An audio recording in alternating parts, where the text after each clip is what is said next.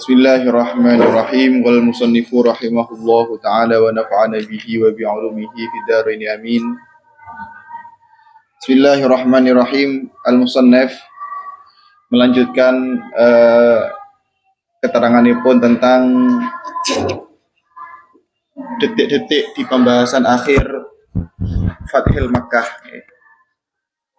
Fathil Makkah niki kejadian yang sangat menarik, kejadian yang sangat menakjubkan liman yafham, bagi orang yang paham dan peka. Karena ngaos tarikh niku sebenarnya ngaos zauk. Ngaji tarikh itu sebenarnya ngaji rasa. Nanti jikalau tarikh niku dikolaborasikan dengan tasawuf, maka tumbuhlah rasa mahabbah.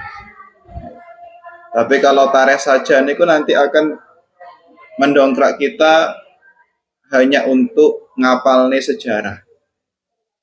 Les apa sejarah? Yo hanya iso ngeriwayat nih. Tapi kalau tarikh niku mamzujun bitasawuf, bidzauqi atau bitasawuf. Kalau tarikh niku dicampur dengan rasa tasawuf, dengan rasa okay, maka saya tawalladu al-mahabbah, maka akan muncul rasa senang. Pun ya. Seperti kejadian Fathil Makkah kemarin kita membahas tentang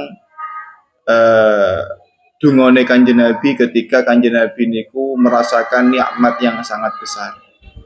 Karena dalam agama Islam juga tentang akhlake Kanjeng Nabi niku disebutkan oleh para ulama tasawuf menjelaskan wong sing apik iku tidak boleh selalu dalam keadaan senang, juga tidak boleh selalu dalam keadaan sedih.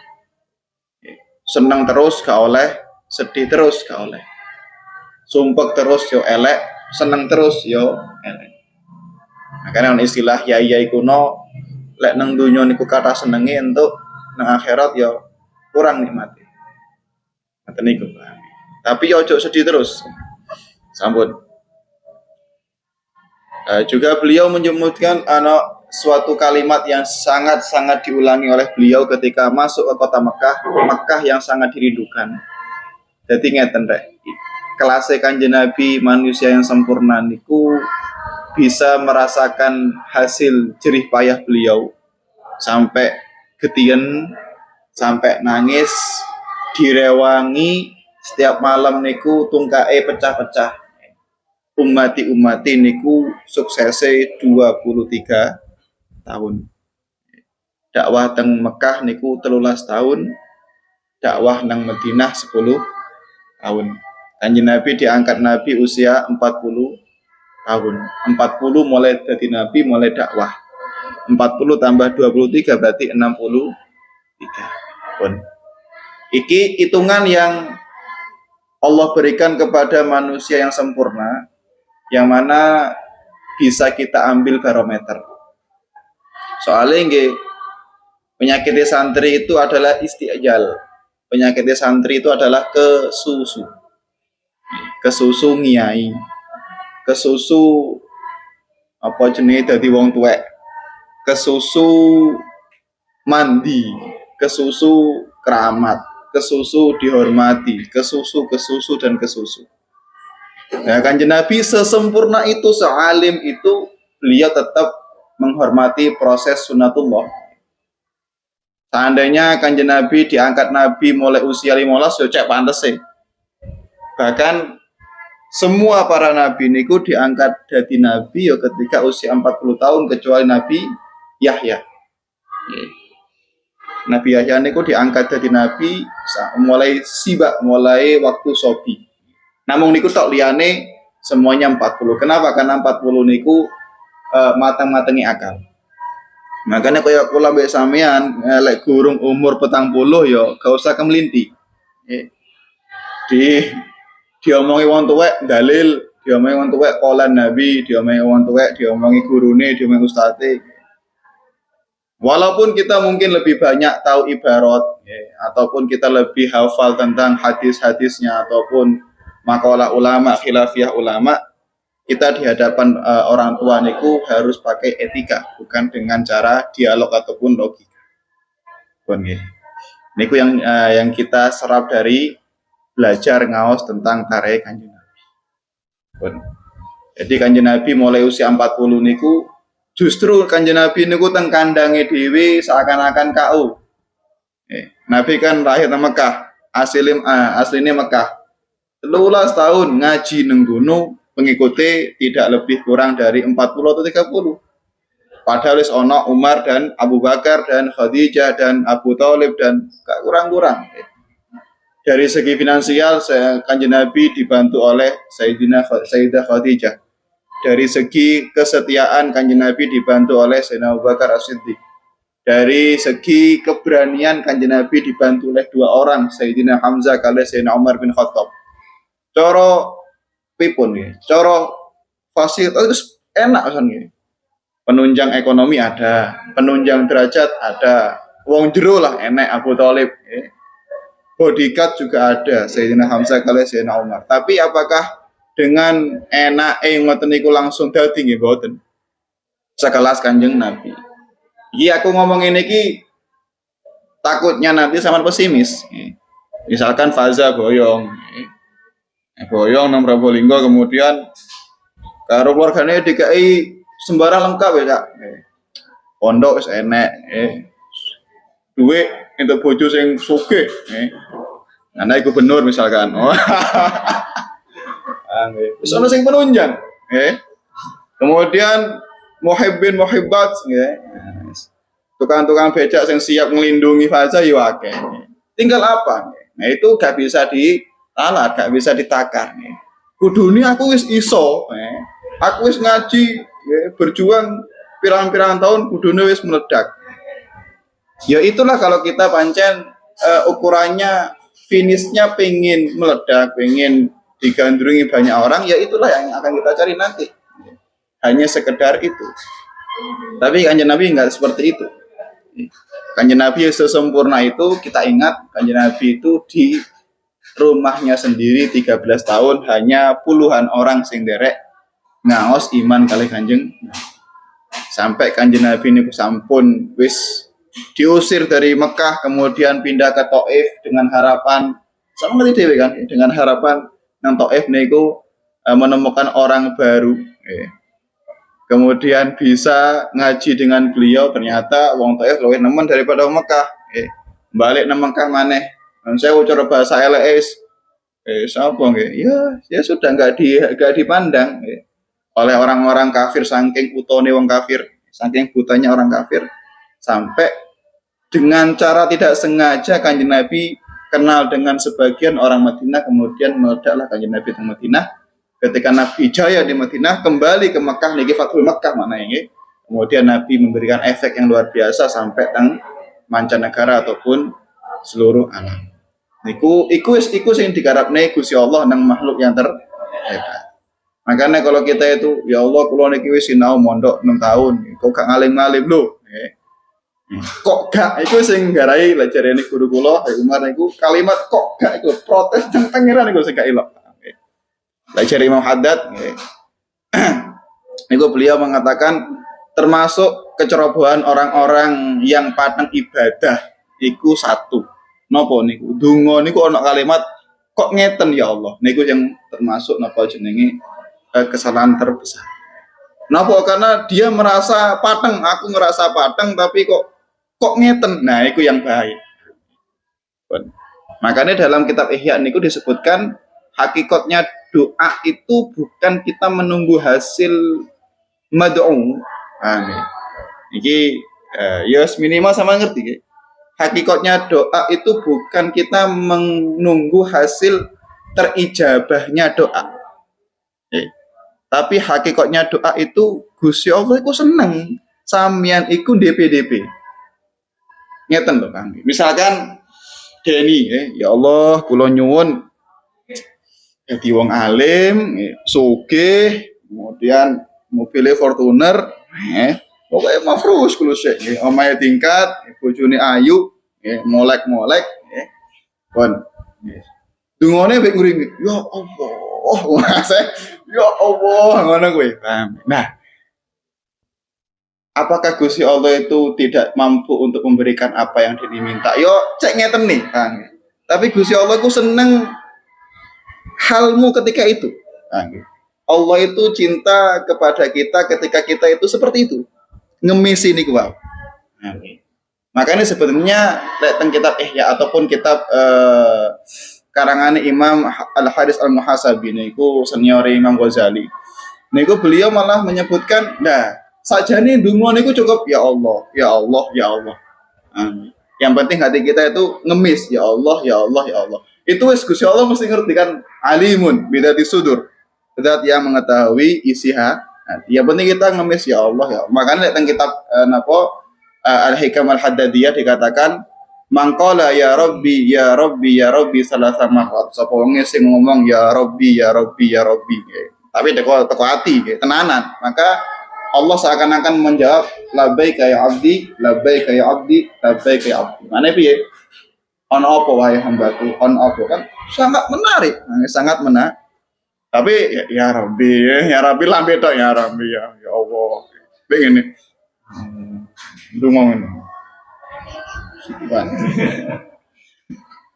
pun ya wah kata pun jadi adab kita doa itu kadang dikalahkan dengan adab kita minta proposal jawab proposal aja nganu niki damel pondok pembangunan semua ini wah itu nang pangeran malah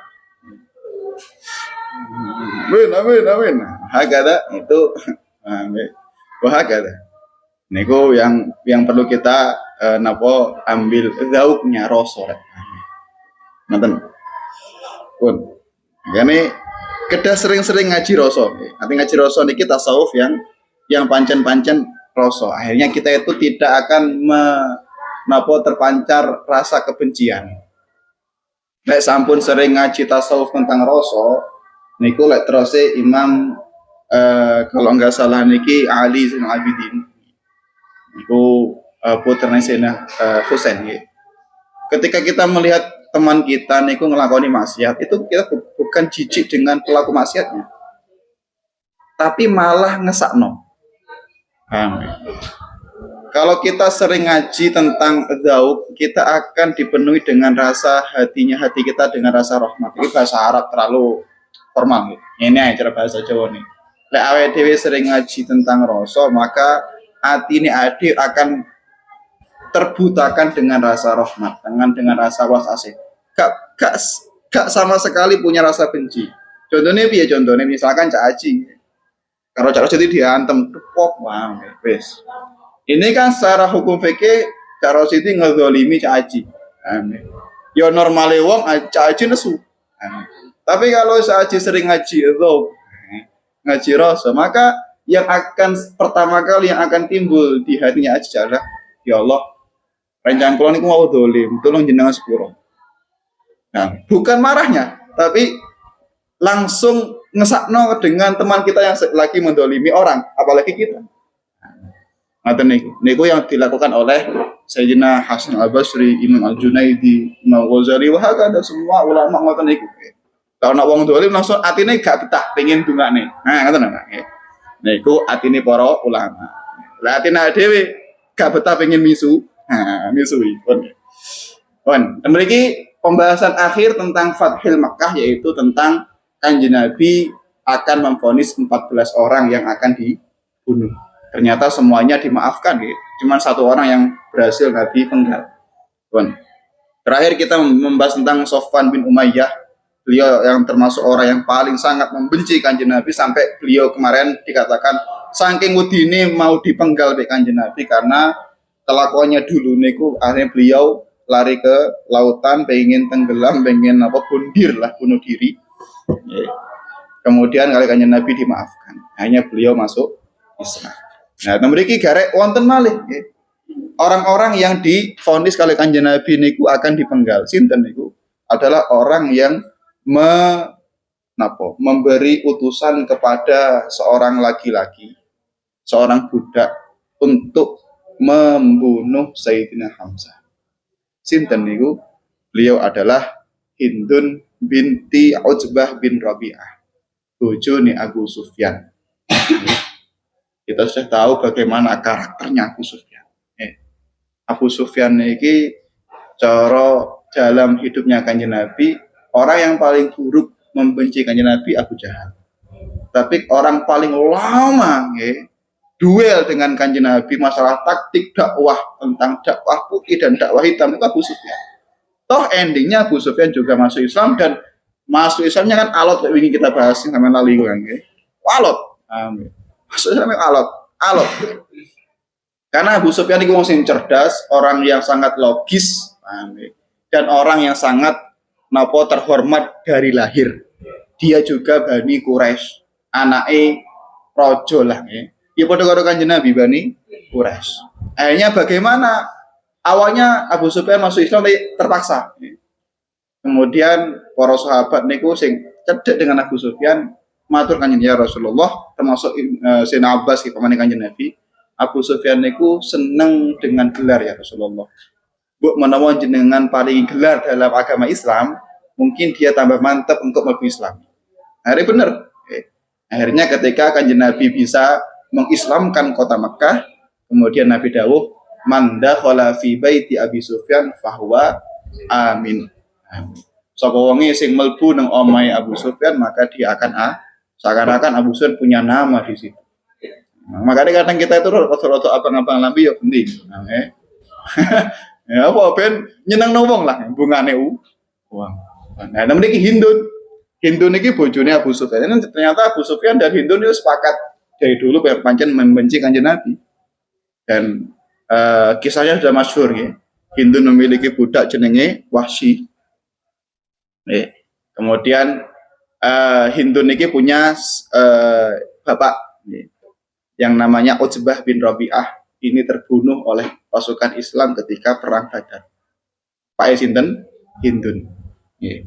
Otomatis secara manusiawi Hindun ini memiliki dendam kepada Kanjeng Nabi. Kenapa? Karena ayahnya terbunuh gara-gara pasukan Kanjeng Nabi di perang Badar. Toh duwe bojo jeneng Abu Sufyan yang menjadi pemimpin orang kafir. Akhirnya kesempatan Hindun ini pinter. Nanti kita bahas bagaimana Hindun.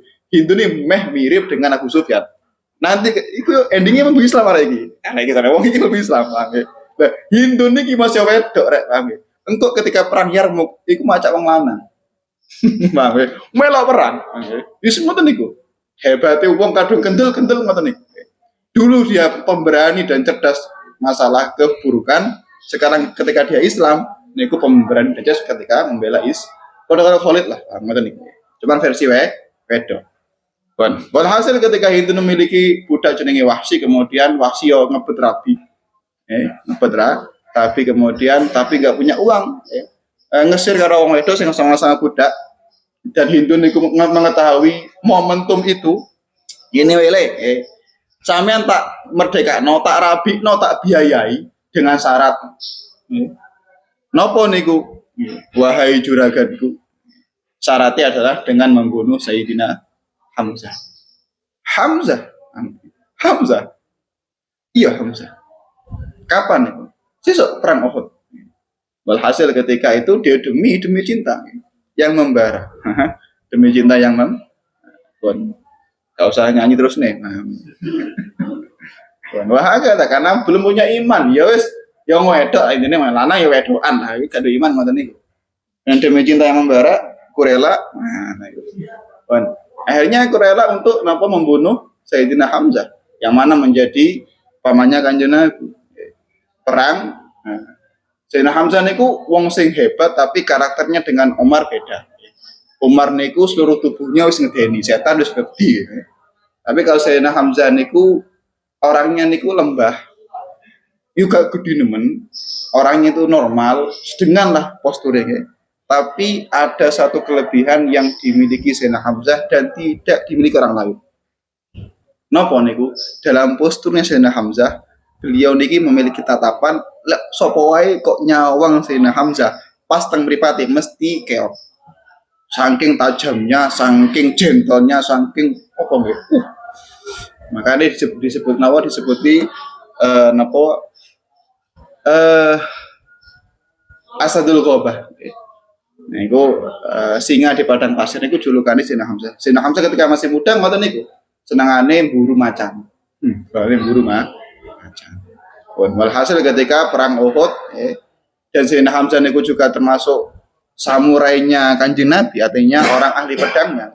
Para sahabat perang niku biasanya tangan kiri gawa tameng, tangan kanan pakai pedang. Sedangkan Sayyidina Hamzah mboten, saking lincahnya pedangnya, tangan kanan dan kiri sama-sama bawa pedang. Itu sering saya ucapkan terangkan.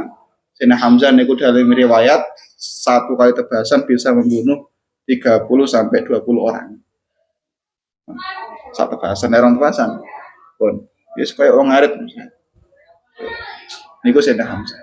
Makanya disebuti oleh Kanjeng Nabi napa jenenge Sayyidus Syuhada. Juragane para wong mati syahid. Akhirnya ketika membunuh ngoten akan ada lowongan, ada space temu ngajenge. Itu pun Sayyidina Wahsy, kita Sayyidina karena dia nanti Islam. Wahsy niku dalam jarak yang sangat jauh di luar area perang karena beliau niku titis dalam melempar tombak. Beliau melempar tombak dengan keadaan beliau niku memfokuskan kepalanya Sayyidina Hamzah. Jadi pas beliau bingung apa Sayyidina Hamzah niku sibuk untuk melawan orang-orang kafir yang mana jumlahnya antara 3.000 melawan 1.000 niku. Sangat banding. Otomatis Sayyidina Hamzah perlu effort yang sangat besar. Itu kesempatan Sayyidina Wahsy. Delok Sayyidina Hamzah ketika mengayunkan pedangnya, dilalah mripate Sayyidina Hamzah niki pas nang mripate sinten Wahsy sing tukatuhan. Jadi pas kontak ngeten langsung dol Sayyidina Wahsy. Sampai dikatakan dalam kitab Sirah Al-Halabiyah niku disebutkan Sayyidina aku iki ape nyekel sikilku gak iso. Saking gemetere. Hanya tatapan beberapa detik tek ngoten langsung puter sikile. Sampai dikatakan fa'abu lufi ya ngoyo nang wah kalau saking kudine ngedeni Sayyidina Hamzah ngedeni. Sangat menakutkan, sangat tajam pandangannya. Akhirnya beliau melemparkan tombaknya sing awali inceran iku sirah akhirnya luput kena dodo. Intine ngoten. Sakjane sing diincer sirah. Ketika kena dodo akhirnya beliau tergapar tapi ngadeg maneh kendaraan seto. Nah, ketika seto ini Hindun datang untuk memutilasinya. Sampai jantungnya niku diambil, dipamah, dilepeh. Telinganya dipotong, dipamah, dilepeh. Apa ngoten niku? Iku untuk istihza. Untuk ngenyek, menghinakan tubuhnya Sayyidina Hamzah. Waktu itu Kanjeng Nabi sangat sedih dan mular ketika melihat pamane dalam keadaan seperti itu. Nah, menariknya niki lho, niki sing gak mungkin kita bisa tiru nang Kanjeng Nabi niki napa? Kecuali kita mungkin gila. Napa niku? Ketika Hindu niku sudah di era-era ngeten niki, ketika Kanjeng Nabi sudah menguasai kota Mekah, orang kafir harus mulai entek kabeh. Tinggal Kanjeng Nabi memvonis Hindun sebagai napa jenenge orang yang akan dipenggal. Kemudian ternyata Hindu niki Islam melok bojone. Krungu bojone Abu Sufyan Islam, melok Islam. Awalnya melok-melok karena terdesak. Awal terdesak. Makanya jarene Mbah Yai ku lho riyen. Ngaji ku jangan ngenteni srek sik, peksa nae. Nah, Abu Sufyan dadi sahabat itu peksa rek. Allahumma peksa. Hindun jadi sahabiyah ya Allahumma peksa. Jadi gak jangan ngenteni mood, karek non. Saya enggak mood bad mood. Mau ngaji apa bad mood. Iku wis bete dibuat, ganti langsung saya mood. Ngoten niku. Walhasil ketika Hindu niku ya terpaksa masuk Islam karena suaminya masuk Islam dan dia diancam untuk dipenggal. Akhirnya kita namanya Hindu niki kemudian masuk Islam dan ketika Kanjeng Nabi niku mengetahui Hindu niku masuk Islam, Kanjeng Nabi memaafkannya. Niki hal yang sangat gila, hal yang sangat tidak masuk akal. Pamane digonokne, dia hanya masuk Islam kemudian dia niku napa jenenge dimaafkan. Cuman nggih ngoten niku. apa yang dikatakan Kanjeng Nabi kepada Sayyidina Wahsy niku juga dalam riwayat dikatakan kepada Hindun. Jadi Kanjeng Nabi niku tidak suka bersedih berlama-lama, kan ngoten. Gak seneng sedih suwi-suwi. Nah, tapi ketika ada orang yang membuat beliau ingat sedih, Nabi gak senang. Jadi ketika Wahsy niku masuk Islam, kemudian Nabi dawuh, "Le, aku gelem nyepuro awakmu. Tapi aku njuk tolong sampean ojo sering-sering ngetok nang mripatku." Awalnya Wahsy salah tangkap, gitu. Karena Nabi tidak 100% memaafkannya. Geding lah, Nabi geding jahat. Mungkin Nabi memaafkan gara-gara aku Islam. Tapi saya geding mungkin hati ini. Mungkin ngono awalnya saya Wahsy ini. Tapi hendaknya beliau tanya, kenapa ya Rasulullah? Iya, aku bukan masalah benci, enggak. Tapi aku takut ingat pamanku sing ketika waktu itu sampean tombak. Nah, ketika Hindun masuk Islam juga sama. Nabi juga mengatakan seperti itu kepada beliau. Dan beliau siap. Nggih, saya terima resiko. Wah, kata. Kemudian dikatakan wakila inna baina islamiha wa islamu zawjiha lailatan wa lailatun wahidatun. Wakanat Hindun imra'atun dzata anfah wa aqlin. Jadi dalam riwayatnya Sayyidina Abu Sufyan dengan Sayyidatina Hindun itu masuk Islamnya hanya berjarak 1 malam. Cara mau ikum bojone Hindun iku Islam, bengine iki atau besoknya niku Hindun masuk Islam. Dalam kitabnya oleh Musnad disebutkan wakanat imro'atun dzati anfah wa aqlin. Hindun niku adalah perempuan sing dzati anfah, sing tidak pernah punya rasa takut masih nang wong lanang. Aja wani-wani rabi karo wong wedok sing jeneng Hindun. Ana model-model kaya Haikal ngene iki aduh, sentai terus. Pun. Wonge ngono kuwi, kawareng we. Pemberani, enggak pernah takut walaupun kepada rijal. Nomor 2, wa aklin, wonge gak goblok. Tidak mudah dibohongi. Gak mungkin seorang Hindun perempuan yang bodoh akan dinikah oleh Abu Sufyan, gak mungkin. Bon. Hadarat kita lurum yaumal yarmuk ma'a Abi Sufyan. Wa kana tasajja' al-muslimin wa tahduruhum al-qital ma'a baqiyatin niswa allati kunna ma'aha. Ketika perang Yarmuk, perang Yarmuk ini kalau nggak salah nanti di akhir-akhir niku Abu Sufyan dan Hindun sepasang niki melok perang. Nggak cuma itu, Hindun niki tasajja. Apa tasajja nih? Nyorak-nyorai orang-orang Islam, para sahabat yang lanang niku untuk semangat perang. Selain itu, watahduruhum alal qital. Dan dia mengajak perempuan-perempuan sing selevel dia. Sing podo-podo kendele, gawe grup dhewe, golek pedang dhewe, ya perang dhewe. Artinya berangkat dhewe tanpa ada komando dari khalifah. Itu hebatnya Hindun, bojone Abu Sufyan. Wah, artinya beliau sadar aku sudah lebih 20 tahun musuhi Kanjeng Nabi, sekarang di sisa umurku aku kudu habis-habisan bela Kanjeng. Nah, iku jenenge wong sing cerdas. Padha karo dhewe. Aku Gus kula pun pirang-pirang tahun meler nakal, saiki wayahe aku habis-habisan untuk menjadi orang baik. Ngoten niku rek. Niku jenenge kalau kita rasa, kita tahu kita napa nggih nang atinku sadar dengan apa yang dialami dengan Hindun juga akan kita praktekkan dengan diri kita. Itu jenenge hijrah sing istiqomah. Jadi gak cuma dia yang kendel tapi ngejak sak circle iki. Endi wong wedok sing kendel-kendel tak dadekno pasukan ketika perang Yarmuk. Wah kada niku adalah napa jenenge sinten namine riwayate Hindun bojone Abu Sufyan radhiyallahu an.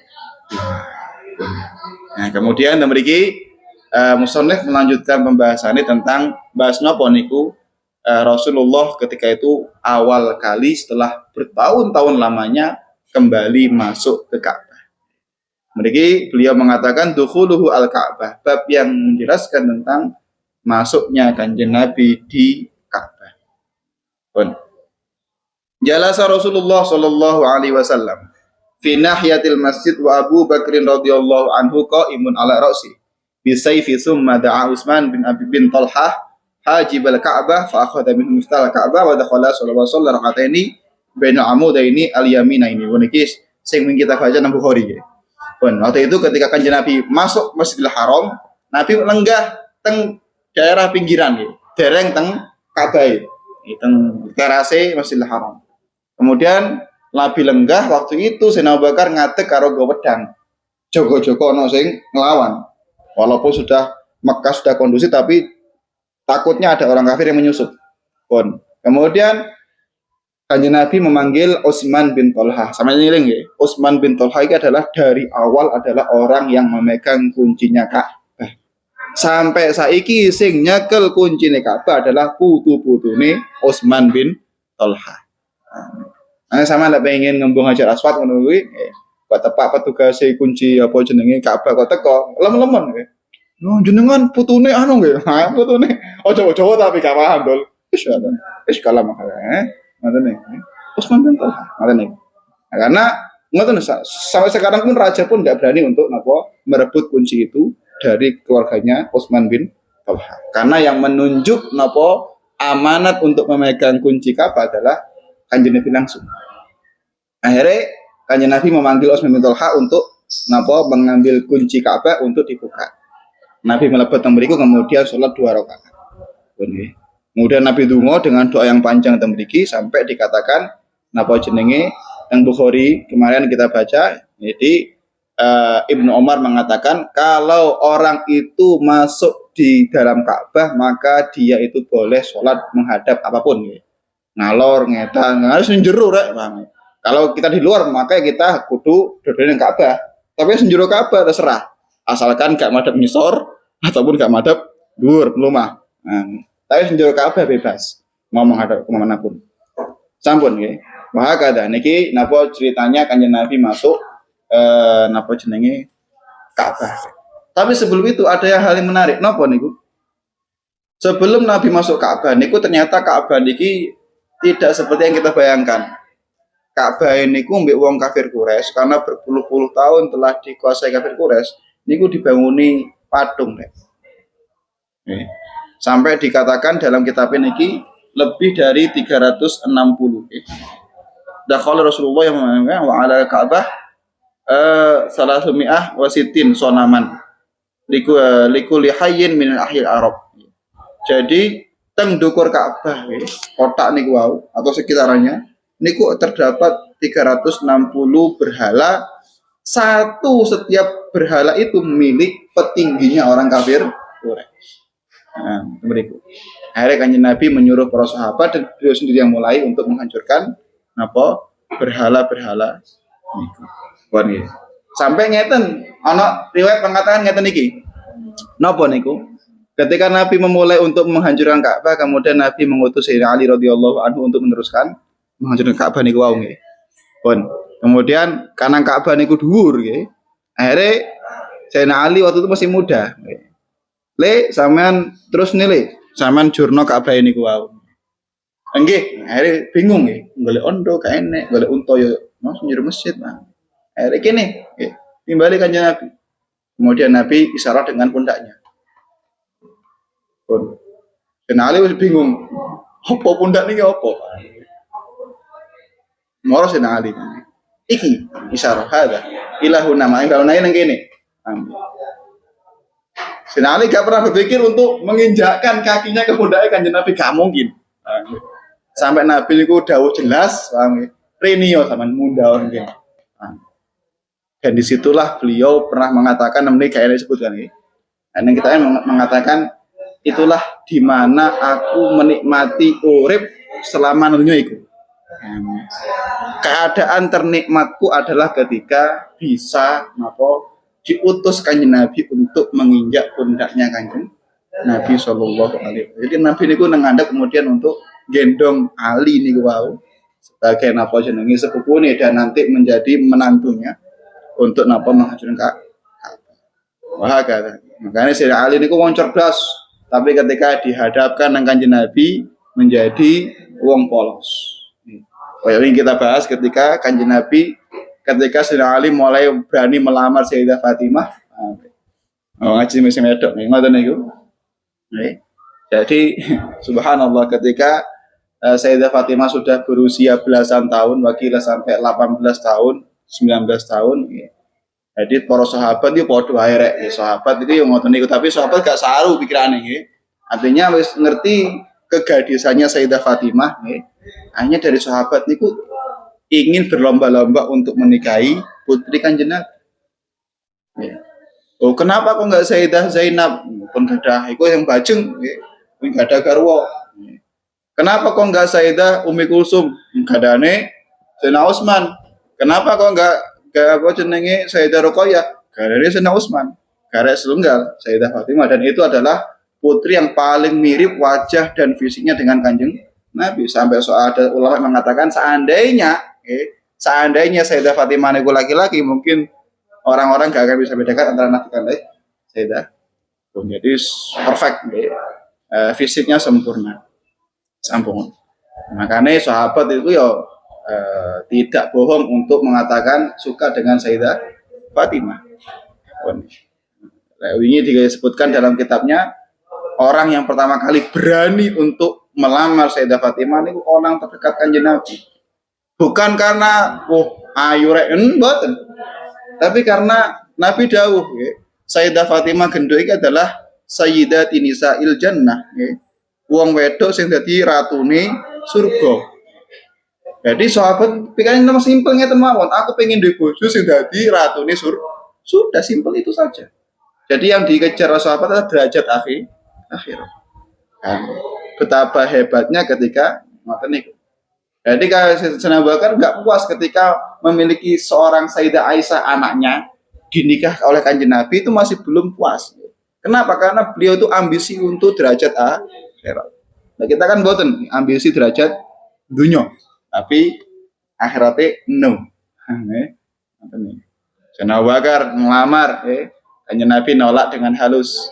Sayyidina Umar, nah ketika nolak kemudian Sayyidina Abu Bakar geleng-geleng matur nang Sayyidina Umar, aku lho ditolak, aku wis gak iso, Sayyidah Fatimah kudu entuk wong lanang sing apik teko kita.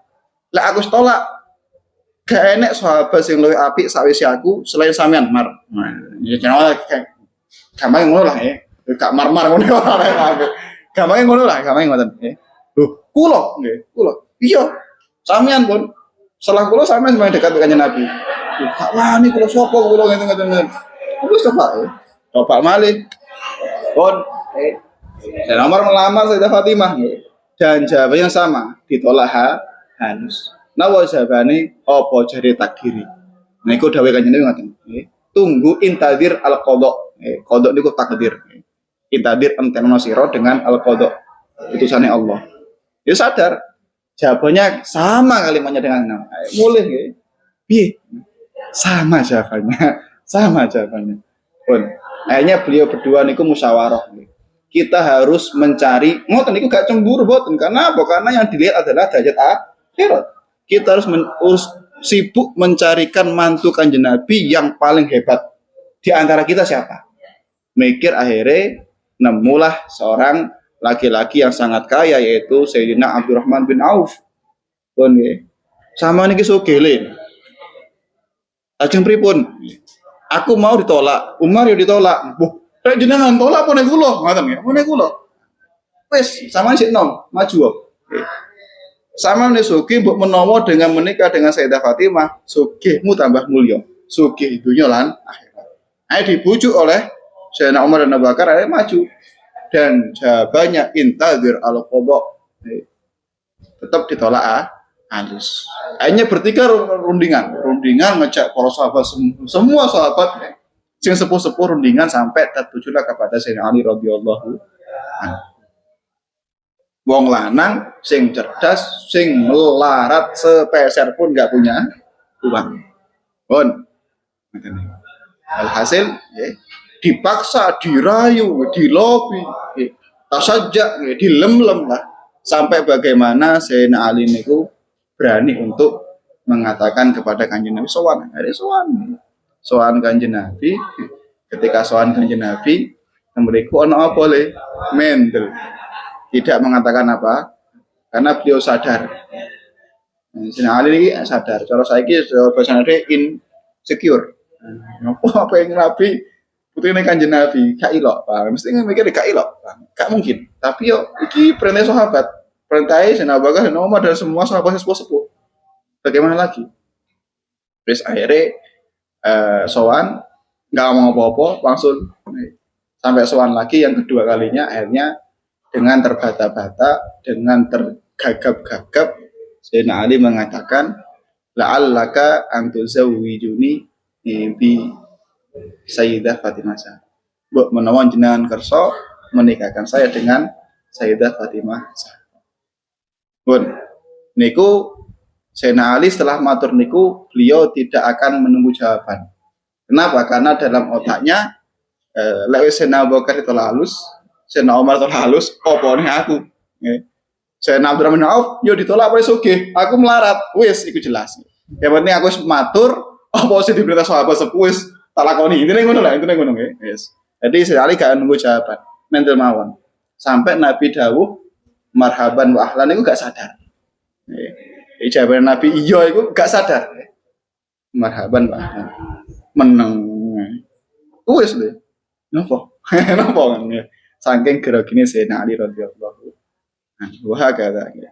Nah, ini misalkan ini kita kaji ke masyarakat sing sepuh-sepuh ya sing wis meninggal duwe anak. Nah, dikaji nang apa samian ngene iki lah, apa samian ngene iki sing duwe anak perawan artinya ngoten niku. Kita harus bisa menyontoh dengan Kanjeng Nabi. Ya Kanjeng Nabi itu untuk mencarikan seorang putrinya bukan sebab gara-gara lanangnya sugi. Tapi Kanjeng Nabi tahu siapa yang bisa memimpin oleh napa jenengan ngoten. Wis lanang ya aja minder. Aja minder.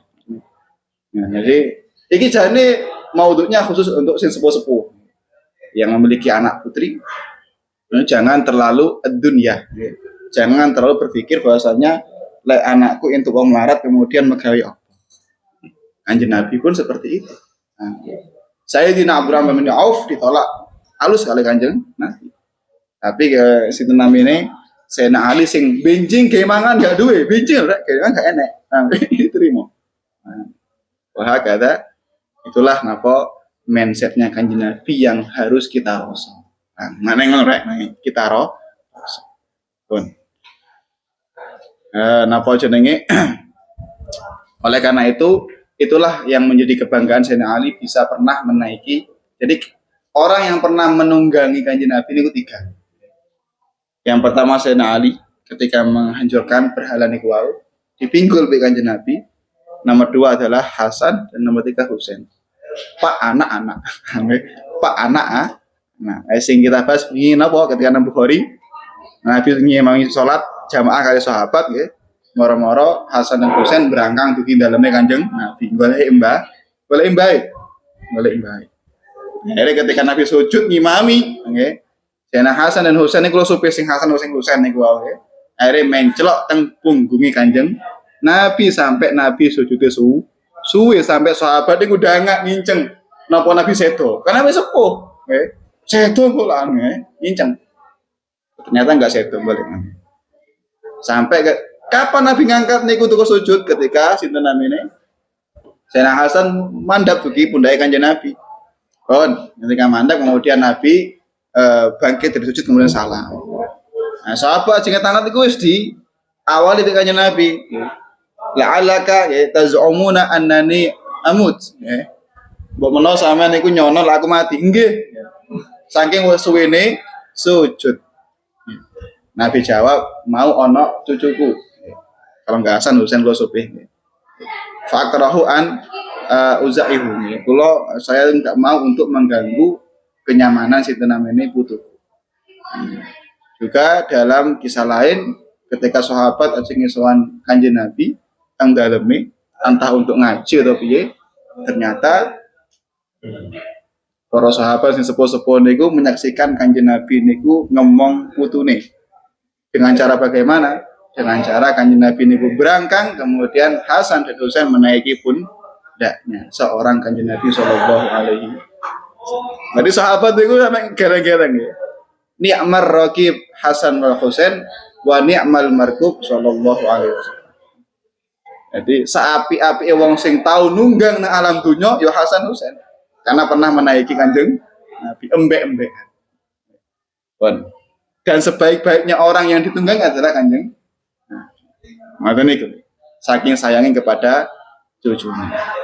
Gak gengsi nggih mentang-mentang kiai kok ape ngomong putune yo mas ora. Ora, ade Kanjeng Nabi yang ngoten nek teng griya yo macet dadi mbah. Ketika di luar yo macet dadi tegas jadi imam pemimpin. Pun niku adalah napa jenenge akhir dari kisahnya Kanjeng Nabi untuk memulai perjalanan baru yaitu dengan cara meluaskan dakwah setelah membebaskan kota Mekah dari orang-orang kafir. Kemudian setelah itu Kanjeng Nabi sebelum wangsul ke Madinah, Nabi memerintah Sayyidina Bilal bin Rabah untuk menaiki Ka'bah kemudian azan. Jadi setelah berlama-lama tahunnya gak kerungu azan, maka akhirnya terdengarlah azan pertama kali yaitu ketika Fathul Makkah.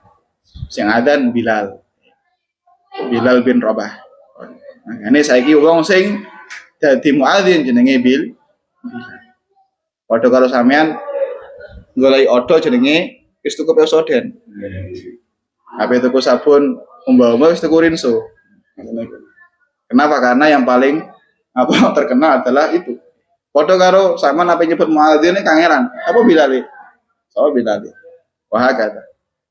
Pun kemudian Nabi wangsul, kemudian ketika wangsul gang berapa tahun atau bulan Nabi kemudian menginginkan hajatul wada kemudian insya Allah kita bahas di pertemuan yang akan datang. Ini tinggal dua perang, dua peperangan besar setelah Nabi melakukan Fathul Makkah kemudian Nabi seto haji wada kemudian selesai sejarah Kanjeng. Nah ini setelah Fathul Makkah ono kisah tapi gak ada hubungannya dengan Kanjeng Nabi. Niki kisah pribadi Sayyidina Abu Bakar. Sayyidina Abu Bakar niki cek pengen Islam nih abai. Jadi setelah berpuluh-puluh tahun niku wow, abai dari Islam. Kapan Islam iki? Saya Fathul Makkah. Sinten asmane? Abu Bakar bin Abi Quhafah. Abi Quhafah iku kunyah. Sapa jenenge? Jenenge Utsman bin Amir. Jadi Sayyidina Abu Bakar niki punya nama Abdullah. Kemudian dijuluki dengan Abu Bakar. Kemudian punya abah asmane Abu Quhafah. Asmane adalah Utsman bin Amir. Jadi Abdullah bin Utsman bin Amir. Napa margane? Margane At-Taimi utawa At-Tamimi. Sampean kok ana wong Arab kok margane At-Taimi utawa At-Tamimi niku sudah jelas sama dengan marganya Sayyidina Abu Bakar. Cuman juga kudu pas duriai mboten karena marga At-Taimi kan kata. Satu di antara mereka ada Sayyidina Abu Bakar. Jadi kok ana wong Arab jenenge At-Taimi atau At-Tamimi nggih. Yo gak mesti kok mbah-mbahe Sayyidina Abu Bakar iso seneng kene. Cuman ya hebatnya adalah satu dari keluarganya Sayyidina Abu Bakar radhiyallahu anhu. Wallahu a'lam bishawab. Ngoten niku rek. Makane Brian nek kula lek ngaji tarikh kalih Umar ngoten niku. Sing dibahas niku sejarah paling cara kitab nggih. Niku setengah halaman. Tapi ngawase sak jam setengah. Niku lek kadung napa jenenge lek kadung cerita sing guyu terus. Mulai sampai akhir. Tapi lek kadung napa jenenge cerita sing sedih niku mesti santri nggo tisu. Kenapa? Karena saking rasane beliau ketika ngaos napa jenenge. Kadang tengah-tengah ngaos nonton niku yo mendel kon mateni kamerane wah kada. Saking napa? Saking mendalami ngaos sejarah mateni. Soalnya lek jarene ulama-ulama kuno riyen amal-amal umat akhir zaman sing iso dipamerne nang malaikat itu gak enek. Pamer salat ya koyo ngono salate. Pamer poso ya ngono kuwi posone. Posone seakan-akan kaya apa kaya jamak takhir lek mangan. Poso tapi kadang buku wakeh. Di poso zakat ya diungkit-ungkit. Poso haji oleh gak trimo haji yo gak trimo. Apa sih ini pamer nih rek? Hanya satu yang dipamerkan, yaitu adalah pamer seneng nang Kanjeng. Iku sing kunci kita masuk. Aja dari guru gua, ya les gak duwe ngono ku piye rek? Kudu takaluf, kudu diusahakan kita punya satu titik cinta nang Kanjeng. Nah, gak mungkin kita langsung pleng seneng tergila-gila gak mungkin. Paling penak pripun nek jare guru yang paling penak iku seneng karo guru sing ketok. Lah kan kula nate mondok nang ploso nggih. Digurui atau di asuh oleh Kiai Fulan. Karena saya tiap hari melihat beliau dengan istiqomahnya, dengan mujahadahnya, dengan sangat mudah saya akan cinta dengan beliau karena lihat mata. Yo krungu dhewe. Secara indra kelihatan. Oh, nek iso seneng karo gurune nanti, oh berarti gurune dhisik yang ngono kuwi nang gurune. Nang gurune sampai nang para sahabat sampai nang Kanjeng. Lek langsung dhuwur ya. Kangelan nggih. Makanya perlu ondo. Kedua wong Wahabi kan opo nggih. Makalah ulama iku kan Imam Syafi'i sapa Syafi'i nggih. Sing penting qolan Nabi nggih. Mana dalilnya? Wallahu a'lam. Wis niki kalau jatah tinggal 2 pertemuan lagi nggih. Sabtu ya Minggu Jumat benjing, Jumat malih kemudian ngantun selak prahafalah mungkin sampean. Jadi napa jenenge dipersiapkan. Untuk ujian Fathul Mu'in, Masya Allah. Kalau nang Banyuwangi nang mobil, mereka budal nang Banyuwangi sambil ngoreksi. Gomuin. Ya Allah, parah. Anak tak sama ngire. Napa Gus keleng-keleng Gus? Kirang biasa. Sopo iki Haika? Wah, tekene. Sopo iki Fahim tekene. Hagalah, wis tak clue. Saya kasih clue. Satu kali ujian tapi soalnya seperti itu. Perlu jawaban sing wakeh. Makanya sebenarnya soalnya gampang seperti udhkur bit tamam. Ono kalimat sebutkan dengan sempurna apa itu sholat duha kan gampang deh. Ojo sholat yang dilakukan di waktu duha, rakaatnya boleh 2, afdolnya 8, pol-pole ya 12 ya. Apa Bang? Ya sebutin nemuin apa rek. Sebutkan udhkur bit tamam an sholat witri. Hilafiyai opo. Sholat witir adalah sholat yang biasa zaman Yus Labib. Rubat barang. Pun diwaca dungan nih.